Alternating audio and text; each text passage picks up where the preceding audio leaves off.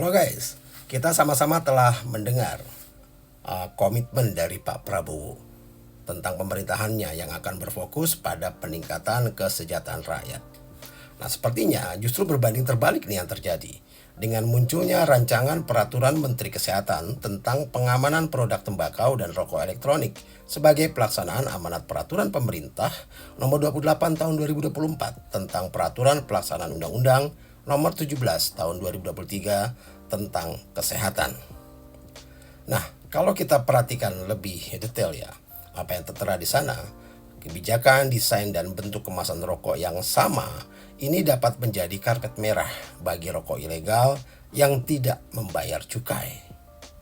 Jadi kalau bungkus rokok dari semua merek terlihat sama, ini membuat peluang bagi rokok ilegal untuk membuat tiruannya.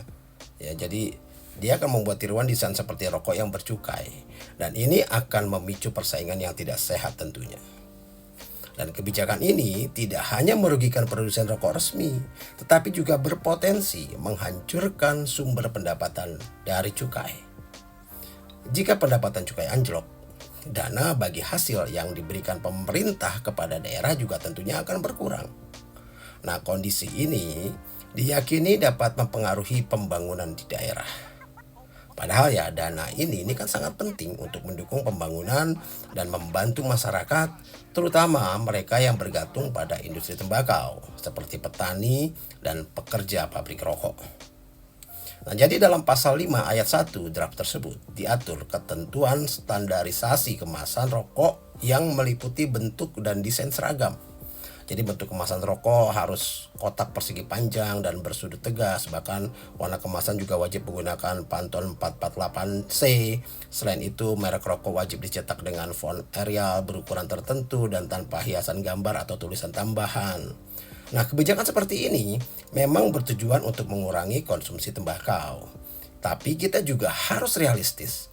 Kalau peredaran rokok ilegal semakin marak, maka yang dirugikan bukan hanya pemerintah, tapi juga masyarakat dan industri tembakau yang berizin. Nah, selain industri kecil yang terguncang, pemerintah juga akan kehilangan pemasukan dari cukai. Dan akhirnya masyarakatlah yang paling dirugikan. Perekonomian Indonesia berpotensi mengalami kehilangan 308 triliun jika 3 poin aturan dalam rencana peraturan Menteri Kesehatan tentang pengamanan produk tembakau dan rokok elektronik ini ditetapkan. 3 poin aturan yang dimaksud yakni penerapan kemasan polos ya atau plain packaging tadi, lalu larangan berjualan rokok dalam radius 200 meter dari pusat pendidikan dan tempat bermain, serta larangan iklan rokok. Nah, jika 3 skenario itu dijalankan, maka dampak ekonomi yang akan hilang setara dengan 308 triliun atau 1,5% dari PDB. Nah, jadi ini kalau kita perhatikan memang sangat beresiko, bukannya membangun kesejahteraan tapi bahkan sebaliknya. Jadi mengingat dampak rancangan plain packaging kemasan rokok ini cukup besar, kita semua berharap agar pemerintah mempertimbangkan dampak kebijakan ini lebih matang lagi, dan berharap pemerintah bisa lebih bijak dalam mencari solusi agar kesehatan terjaga tapi ekonomi kita juga tetap bisa berjalan. Jangan sampai kebijakan ini justru membuat industri tembakau yang resmi kalah bersaing dengan rokok ilegal.